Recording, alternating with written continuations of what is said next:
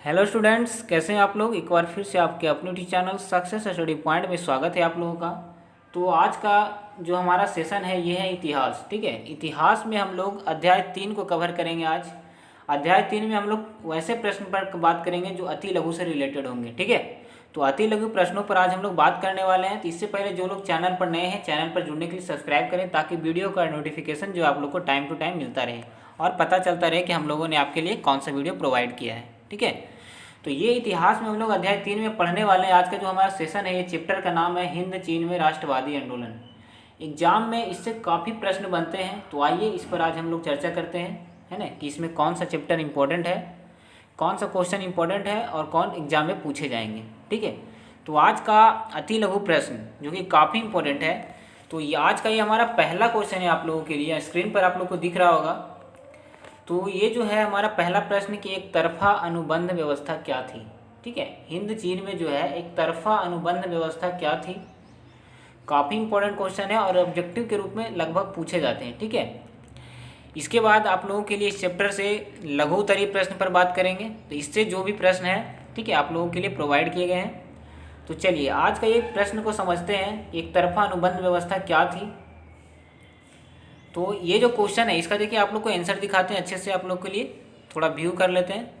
देखिए ये इसका राइट आंसर हो गया कि एक तरफा अनुबंध व्यवस्था क्या थी। तो यह व्यवस्था वियतनाम में लागू की गई थी। ठीक है, यह जो व्यवस्था थी एक तरफा अनुबंध व्यवस्था कहाँ लागू की गई थी, तो वियतनाम में लागू की गई थी, जिसमें मजदूरों को कोई अधिकार प्राप्त नहीं था।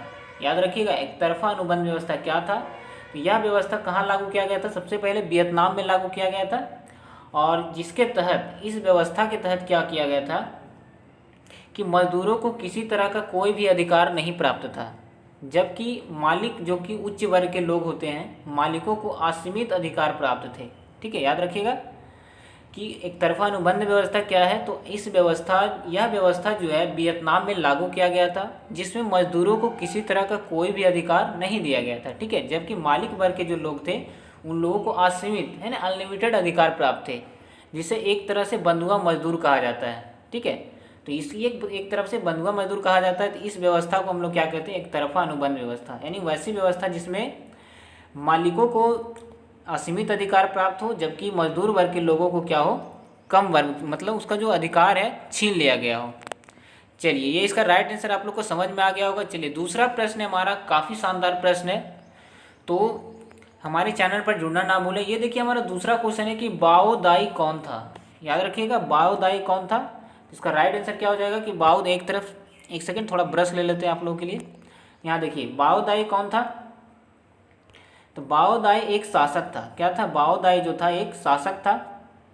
और ये कैसा शासक था, तो यह एक शासक समाजवादी विचारधाराओं का था। ठीक है, यह बाओ दाई जो था यह समाजवादी विचारधाराओं का एक शासक था।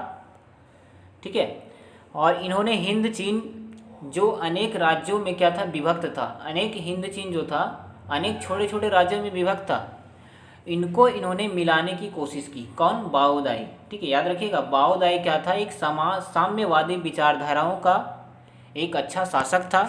उसने क्या किया, तो उसने किया कि हिंद चीन जो था अनेक छोटे छोटे राज्यों में विभक्त था, उसको मिलाने की कोशिश की। कौन, बाओ दाई। ठीक है, तो आप लोग को इसका राइट आंसर समझ में आ गया होगा।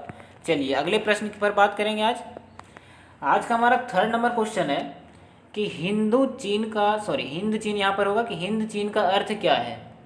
तो हिंद चीन का अर्थ क्या है, देखिए, तो हिंद चीन जो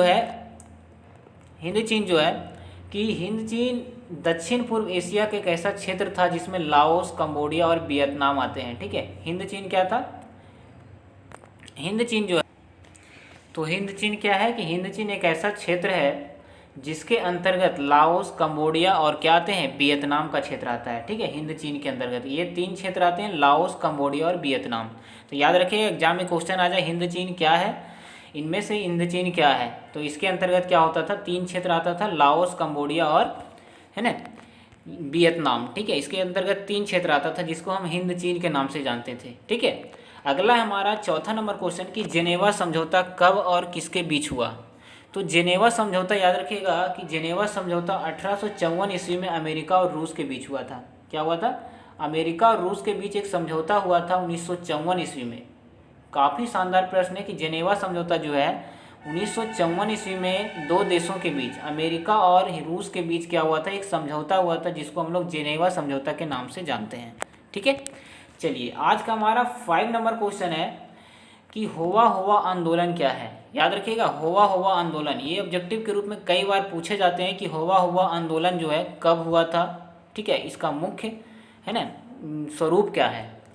तो होवा हुआ आंदोलन जो है 1939 ईस्वी में शुरू हुआ था। कब हुआ था, तो 1939 ईस्वी में होवा हुआ आंदोलन शुरू हुआ था।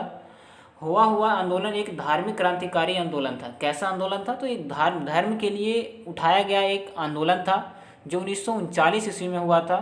ठीक है, और इसके नेता क्या थे, ठीक है, इसके नेता क्या थे, हुइन फुनसो थे। ठीक है, याद रखिएगा कि होवा हुआ जो आंदोलन थे उसके नेता हुइन फुनसो थे। और यह आंदोलन कैसा आंदोलन था, तो एक धार्मिक आंदोलन था। और कब हुआ था, तो 1939 ईस्वी में।